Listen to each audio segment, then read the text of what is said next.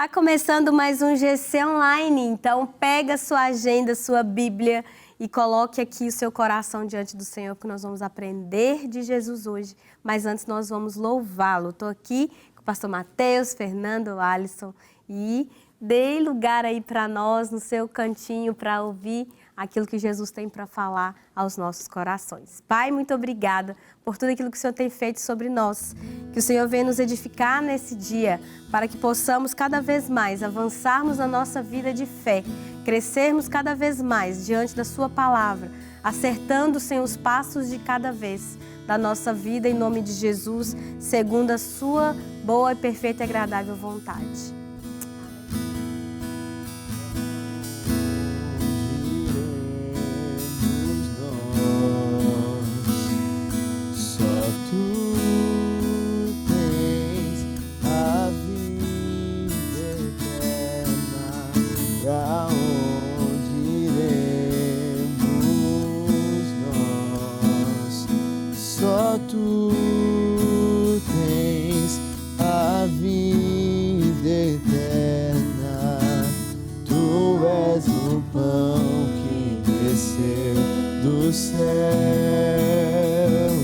Fonte de vida, Emmanuel, com tua glória sobre mim, enche-me de ti até transbordar. Eu nunca vou me saciar, enche-me de ti até transbordar. Tu és o pão que desceu do céu, fonte de vida, Emmanuel, com tua glória sobre mim, enche-me de ti até transbordar. Eu nunca vou me saciar, enche-me de ti até transbordar.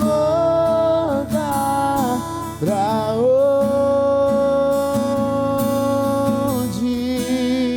iremos nós? Só tu tens as palavras de vida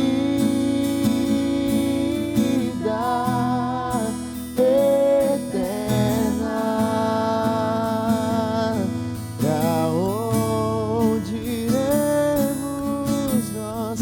Tu és o pão do céu, o Deus Emmanuel. Enche-me, enche-me até transbordar. Tu és o pão do céu, o Deus Emmanuel. Enche-me, enche-me até transbordar.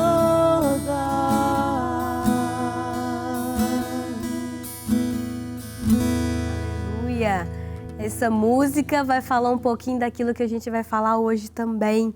A gente falou alguns GCs online anteriores sobre Jesus ser o pão vivo que desceu do céu. Hoje nós vamos dar sequência ao livro de João e eu quero que você abra comigo em João 6, 60 ao 69. Nós vamos falar do custo do discipulado. Jesus, depois de ter falado aqui que ele era o pão vivo que desceu do céu, houve uma confusão aqui entre algumas pessoas que se escandalizaram com esse discurso. Então, abra comigo e vamos ler ao discurso de Jesus aqui, aquilo que ele falou, onde vai deixar a gente, além de curioso, muito arisco, muito esperto com a palavra de Deus. Olha lá. Ao ouvirem isso, muitos dos seus discípulos disseram: dura é essa palavra, quem consegue ouvi-la? Sabendo em seu íntimo que os seus discípulos estavam se queixando do que ouviram, Jesus lhes disse: isso os escandaliza? Que acontecerá se vocês virem o Filho do Homem subir para onde estava e descer antes? O espírito da vida, a carne, não produz nada que lhe aproveite. As palavras que lhe disse são espírito e vida. Contudo, há alguns de vocês que não creem, pois Jesus sabia desde o princípio qual deles não criam e quem iria trair. E prosseguiu: é por isso que eu lhes disse que ninguém pode vir a mim a não ser que isso seja lhe dado pelo Pai. Daquela hora em diante, muitos dos seus discípulos voltaram atrás e deixaram de segui-lo. Jesus perguntou aos 12: vocês também não querem ir? Simão Pedro lhes respondeu: Senhor, para quem iremos, se somente tu tens as palavras de vida eterna? Nós cremos e sabemos que és o Santo de Deus. Gente, esse discurso aqui de Jesus foi depois dele ter falado que ele era o pão da vida. E depois disso, que ele declarou isso, ele trouxe ali o entendimento que, sim, ele é a terceira pessoa da Trindade, que é Jesus, né? Ele é o próprio Filho de Deus. E a segunda pessoa, né? Perdão. Segunda pessoa da Trindade, que é Jesus, que desceu do céu, o pão da vida. E aquelas pessoas que estavam ouvindo, em algum momento, falaram assim: o que é isso? Não, esse discurso é duro demais. Esse discurso é muito pesado. E eles se escandalizaram, eles ficaram amedrontados, não, perturbados, vamos embora. E muitos desistiram. Jesus pregou a verdade. Quantas vezes, né, a gente também já testemunhou isso? Pessoas que se afastaram do Evangelho porque acharam que a mensagem era dura demais. Uma coisa é, nossa, que lindo, o pão, o maná lá no deserto, se alimentaram, que legal, supriu minhas necessidades. Outra coisa é perceber que, poxa, precisamos de ter uma responsabilidade de entender o que é ser filho de Deus. O que significa o Evangelho na minha vida. O que significa de verdade comer do corpo de Cristo e beber dele. Né? Porque isso tem em nós também um lugar que nós precisamos de viver, que é um lugar de cruz, de renúncia, de arrependimento, de santificação. E esse discurso, para muitos, é muito difícil. Por isso que o texto aqui, o título é O Custo do Discipulado. Muitas pessoas, elas têm uma dificuldade de viver o Evangelho integralmente. E aí que tá, será que essa pessoa é discípulo de Jesus mesmo? Exatamente. Discipulado é uma coisa que requer de nós um compromisso. Andar com Jesus requer de nós um compromisso. Se a gente não tiver cuidado, a gente cai na famosa graça barata, que a gente acha que a partir do momento que recebemos a graça de Deus, isso não requer nada de nós. Isso é uma mentira, né? Isso é um engano. Eu gosto muito, e eu sempre cito, a frase do Dietrich Bonhoeffer, do livro Discipulado dele, que ele diz que a salvação é pela graça, mas o discipulado custa tudo. Nosso compromisso com Jesus nos custa tudo. Por que será que tantas pessoas, ao ouvirem a pregação, foram embora? E isso, inclusive, a pregação do próprio Jesus faz a gente refletir sobre as nossas pregações hoje a respeito da vida com o Senhor. Porque a gente ouve, tem muitos pregadores dos mais diversos estilos, né, dos mais diversos tipos de abordagem que pregam, e a gente observa exatamente uma fama construída em cima de aplausos de pessoas que querem e se tornam, né, grandes celebridades. Mas essas pessoas que têm recebido esse lugar de evidência, elas têm tido um compromisso com o Evangelho de Cristo? Elas têm anunciado a verdade do Evangelho? Eu gosto muito do que o Timothy Keller fala no livro Igreja Centrada. Ele diz que o Evangelho nem é religião e nem é irreligião, no sentido de que o Evangelho não é um conjunto de regras, mas ele também requer renúncia. Ele também requer de nós ainda um negar-se a si mesmo, tomar a sua cruz e seguir a Jesus. E nem sempre essa mensagem é aquela que agrada à plateia, né? Aquela que agrada à audiência. Mas o compromisso do pregador, do pastor, do ministro, do mestre da palavra deve ser com o Evangelho de Cristo e não com o aplauso humano. Assim como a gente vê sendo revelado no próprio Jesus. Aquele que é discípulo verdadeiro, ele permanece, ele persevera. Mas aquele que não é um discípulo de fato de Cristo, ele não continua diante da verdade do Evangelho. Mais uma vez, a Bíblia, a palavra de Deus, ela é também revelada nas Escrituras como uma espada. Então, ela fere, ela vai ferir a gente. A verdade do Evangelho, a verdade do discipulado vai ferir a gente. Mas ela também separa aqueles que são e aqueles que não são. É como se fosse uma peneira, um filtro, né? Então, a gente precisa olhar para dentro de nós, como discípulos que dizemos que somos de Jesus, olhar para dentro de nós e perceber, cara, eu estou disposto, eu estou me entregando de verdade, eu estou me dispondo a ser verdadeiramente um discípulo de Jesus, ou eu quero ser só mais um seguidor? Ou eu quero só acompanhar de longe? Eu estou disposto diante da cruz. A gente vê, por exemplo, o caso de Pedro, né? A gente vê um Pedro antes da crucificação e a gente vê outro Pedro depois cheio do Espírito Santo. A gente vê que antes da crucificação, Pedro negou Jesus. Pedro se escondeu, Pedro ficou acompanhando de longe. Mas depois que foi cheio do Espírito Santo, Pedro estava disposto até a morrer por amor a Cristo, por amor à mensagem do Evangelho. Qual o discipulado que nós queremos? É o discipulado que de fato nós entregamos tudo, ou a gente quer ser só mais um seguidor para dar like quando nos convém? Né? A gente precisa de fato parar e refletir nisso. É verdade. Trazendo o entendimento de que a doutrina, a sã doutrina, ela não é para afastar os verdadeiros cristãos, mas é para fortalecê-los ainda mais na fé. Com certeza. Agora, aqueles que já são falsos crentes, aqueles que seguem Jesus só por conveniência, né, por milagres, por bênçãos, pela mão de Jesus, né, essas pessoas, quando vem um evangelho que vai falar de cruz, de renúncia, de obediência, de se consagrar, de santificar, ela, isso aí não é bem assim. Vamos lá, veja bem, né? E aí a pessoa fica cheia de reservas para Deus e cheia de coisas que não tem a ver com o evangelho e ela acaba se afastando. Foi o que aconteceu com essas pessoas. Muitos voltaram a viver a vida que tinha antes. Voltaram a viver a vida antes que quando Jesus os chamou. Aí eles andaram com Jesus, Jesus começou a aprofundar o discipulado com eles. E quando ele começou a aprofundar o discipulado, eles recuaram. Não quero mais, vou embora. Né? Isso é muito complicado e infelizmente isso acontece. Infelizmente isso é uma realidade, né? As pessoas elas não estavam, os judeus aqui eles não estavam preparados para ouvir que Jesus era o Messias. Elas estavam escandalizaram mesmo, horrorizaram com aquilo e falou, vou embora. Mas eu lembro uma vez que o pastor Lúcio pregou uma mensagem, nunca mais eu esqueci. E ele falou sobre o preço do discipulado. Ele falava assim, a multidão vive por Jesus, mas o discípulo, ele dá a vida por Jesus. É diferente, ele morre por Jesus. Ele falou esse termo assim.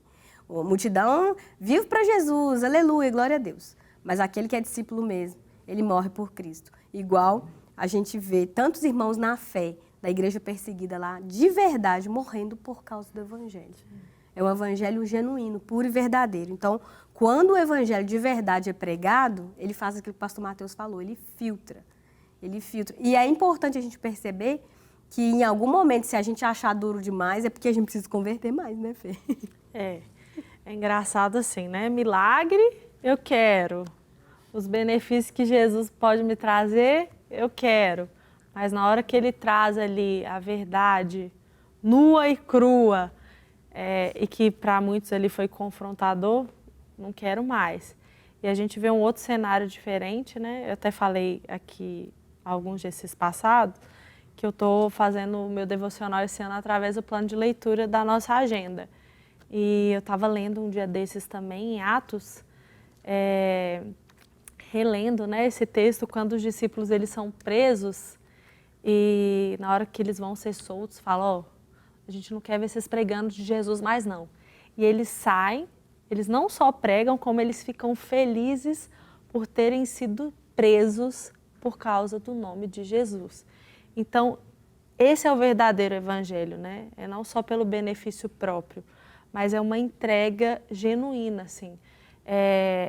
A nossa cultura, olhando aqui no contexto Brasil, o brasileiro, ele mistura um pouco de várias religiões, né? Ele é um pouco cristão, ele é um pouco espírita, ele é um pouco místico, ele acredita em astrologia, ele mistura tudo, porque ele quer aquilo que se beneficia.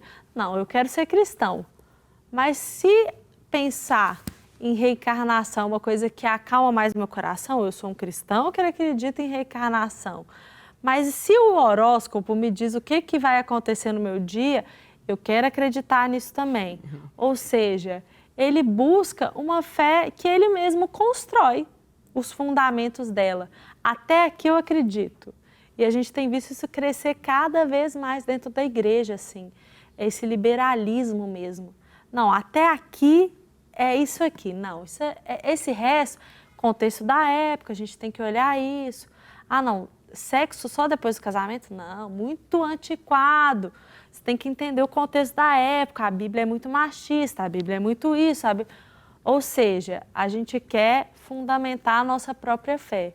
Só que o que Jesus ele quis dizer aqui, o que é o custo desse verdadeiro discipulado? É que nada é pautado na gente mesmo, nas nossas convicções humanas, naquilo que a gente quer ter como mais confortável. Está tudo pautado na palavra de Deus. Doa a quem doer, custe o que custar. O maior benefício a gente já teve, que é a salvação, é a vida eterna, é ter Jesus nos guiando, é ter Jesus como nosso único e suficiente Salvador. As dores, as renúncias, as perseguições que virão por causa disso, elas também são bênçãos dentro de tudo que a gente recebeu. Paulo fala em Filipenses, né, que Deus deu a graça não só de crer nele, mas também sofrer por ele. Né? Então, o discípulo genuíno de Jesus, ele sabe que isso é uma realidade na vida dele. Ele sabe que ele vai passar por sofrimento. A gente passa por sofrimento por causa da nossa opção de escolher obedecer a Deus. A gente vê o mundo hoje indo para um lugar que a gente não entende nada, como a Fê falou. Uma confusão, onde as pessoas acreditam em qualquer coisa em prol de gostei, né? É isso que eu quero. Por quê? Porque elas querem algo que resolva imediatamente alguma demanda da vida dela, né? E isso faz com que a pessoa se apegue a coisas, pessoas, lugares e outros deuses. Mas o evangelho de verdade é esse lugar onde existe, sim, essa renúncia, essa entrega total e completa. E muitas vezes os falsos mestres, né, são pessoas que, vamos falar assim, que pregam um evangelho só do evangelho mamão com açúcar, né? Só as bênçãos. Deus vai te dar muito, se você fizer isso, você vai ganhar isso, você vai receber isso, é só milagre, é só maravilhas, é só cura, só bênção, só vitória, né? Só vitória. E isso é muito perigoso, porque isso não é um evangelho, é um evangelho completo. Ele vai exigir de nós tudo aquilo que o pastor Mateus falou. É tudo, custa tudo. E nós precisamos de viver essa entrega total. Nós precisamos de deixar na mão de Deus todo o nosso coração. Tem um texto aqui que fala, né? Muitos buscavam apenas curas e milagres de Jesus. Mas Jesus não negociava a verdade para agradar a multidão. Nós não podemos negociar as verdades bíblicas em nome de adesão de novos convertidos. Ainda que a palavra nos tire da zona de conforto, devemos preservar a sã doutrina. Pregue somente a palavra. Amém. Amém. Né? Amém. E a verdadeira palavra de Deus, ela tem esse poder de ou nos afastar de Deus ou de nos trazer para mais próximo de Deus. Então aqui, quando Jesus ele vai trazer essa palavra assim de confronto, né, que é expor essa verdade, muitos discípulos vão voltar atrás, vão deixar de seguir a Jesus, só que ao mesmo tempo a gente vai ver também Pedro dando uma das maiores declarações da Bíblia. Ele vai virar e falar: Senhor, para quem nós iremos mais? Só tu tens as palavras de vida. Essa aqui é a declaração de alguém que já talvez tenha buscado em tantas coisas, tenha vivido tantas coisas, tenha tentado suprir aquilo que ele necessitava em tantas coisas. E nós somos assim. Nós já passamos por várias situações onde a gente tentou suprir aquele nosso vazio com outras coisas que não adiantou de nada. E a minha oração para Deus é que nós venhamos a ter esse mesmo coração de Pedro, de achar esse lugar de suficiência.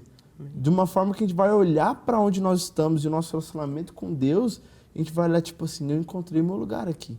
Eu não preciso de mais nada, não preciso daquilo que o mundo vai me oferecer, não preciso daquilo que dos bens ou daquilo que as pessoas podem me dar, que o mundo pode me dar, porque eu encontrei o lugar que basta. Eu encontrei um lugar que é suficiente daquilo que eu precisava.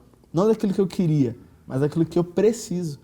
Então a gente confunde muito isso, que cai exatamente naquilo que vocês comentaram, em relação àquilo que nós queremos para nós, que nem sempre é aquilo que nós precisamos. Então, eu estou querendo ser consolado, sendo que Deus está querendo me confrontar. Então, se Deus vai me confrontar, eu vou buscar um lugar onde eu vou ter consolo. E a gente age assim. Então, que esse venha a ser o nosso coração realmente igual de Pedro, né? Porque igual Jesus vai falar aqui antes, que a palavra é espírito e vida, e que ele vai falar no 65. Por isso eu vos disse que ninguém pode vir a mim se por meu Pai não lhe for concedido. Ou seja, essa grande revelação que Pedro teve foi através do Espírito Santo. Então ele teve esse encontro com Jesus e ele teve esse encontro com a verdade que não afastou ele, como alguns dos outros discípulos, mas trouxe ele para mais perto, porque ele entendeu que aquilo que ele precisava era maior do que aquilo que ele queria. Então, que a gente venha ter esse coração também igual de Pedro. Amém. E é tão legal ver aqui, porque Jesus levou a mensagem, e aí muitos foram embora, voltaram atrás, deixaram de seguir, e ele virou para os 12 e falou, e vocês? Vocês não querem ir também, não? Ou seja, Jesus não falou assim, não, peraí, fica todo mundo, eu vou mudar o discurso. Não, né? E aqueles que ficaram, ele ainda... Vocês ouviram o que eu falei? Vocês não querem ir embora, não? Vocês têm certeza que vai continuar aqui? Né? E isso que a gente precisa ser confrontado. Porque é aquilo que o Alisson falou. Às vezes, a gente sabe que está no erro, precisa de arrependimento, em vez da gente procurar as pessoas certas para poder nos corrigir mesmo, nos disciplinar, ou até mesmo a gente se ajoelhar no chão e tal, o que a gente faz? Busca um consolo. Vou buscar um consolo, né? Vou conversar com a pessoa mais, que fala umas palavras mais bonitinhas. Que fala umas palavras mais macias comigo. Né? Às vezes vai me dar um abraço, vai me dar uma choradinha, vai dar tudo certo. Por quê? A pessoa procura um evangelho fácil para viver. Mas não é isso que Jesus pregou. Jesus pregou o evangelho profundo, simples, porém profundo, onde requer mudança de vida, uma mudança realmente de caráter. Nós precisamos deixar a nossa vida, nosso coração nas mãos do Senhor e trabalhar no nosso interior, como o Romanos fala, né? Renovar a mente para nos transformar, para que nós venhamos ter essa metanoia aí e cada vez mais ser parecido com Cristo. Isso é fácil? Não é. É fácil negar a si mesmo? Não é. É fácil andar 2 milhas, oferecer outra face? Não é, né? É fácil, as pessoas, está todo mundo indo para um lugar no passado onde era muito divertido para nós, mas hoje a gente sabe que Deus não quer a gente lá. É fácil falar, não, já vou não. Às vezes não é no início, depois se torna fácil porque a gente encontra o deleite no Senhor e essas coisas deixam de ter valor. Mas no início da caminhada e no aprofundamento que a gente vai caminhando com Jesus, cada vez mais nós vamos, o Senhor vai, a porta estreita, né? Demais. E a gente precisa de ajuste, de consertar a nossa vida diante do Senhor. Precisamos de viver uma vida de arrependimento para poder adequar ali a nossa vida ao evangelho de verdade, né? E é tão bonito porque Pedro fala, Jesus, para onde que eu vou? Ou seja, entendeu que Jesus é a única opção. Não tem outro lugar. Para onde nós iremos? Se só o Senhor tem as palavras de vida eterna. Isso aqui é quando a gente reconhece o verdadeiro discipulado. Quando tudo na vida, como a gente falou em outros GCs online aqui, vem uma tempestade, vem uma escassez, e aí a gente fala, e agora? Tenho Jesus. Glória a Deus, que bom. Jesus, eu posso recorrer até você, né? Eu consigo ir até o Senhor. E é entender a suficiência dele, além daquilo que ele pode fazer, né? Sim. Ele cura, ele faz os milagres. Mas e se ele não te curar? Ainda assim você vai permanecer?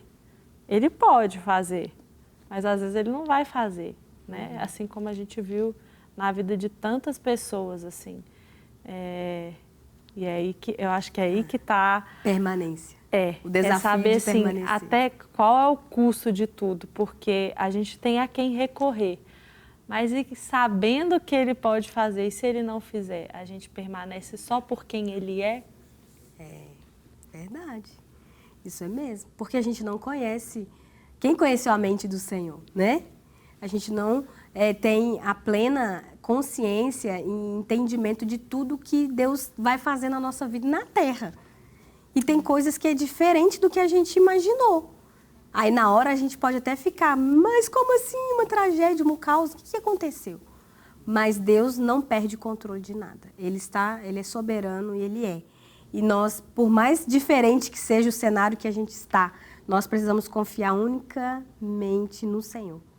E exclusivamente em Deus, porque Ele sabe, Ele é o Deus, Ele é o pão da vida, né? Ele é o pão vivo que desceu do céu. E sim, o discipulado custa tudo. Nós viemos viver o discipulado com Cristo, que nos custe tudo mesmo, porque nós amamos a Ele e Ele se deu por completo para nós, Ele nos deu totalmente. Pai, muito obrigada, Senhor, porque o Senhor é fiel, o Senhor é real. Nos ensina, nos ajude a viver esse discipulado genuíno, nos ajude a viver essa vida de renúncia, de entrega, de arrependimento, onde, Senhor, o Senhor nos basta, o Senhor é suficiente, o Senhor é aquele que tem as palavras de vida eterna. Nos guia a viver essa verdade todos os dias, em nome de Jesus. Tu és o pão que desceu do céu.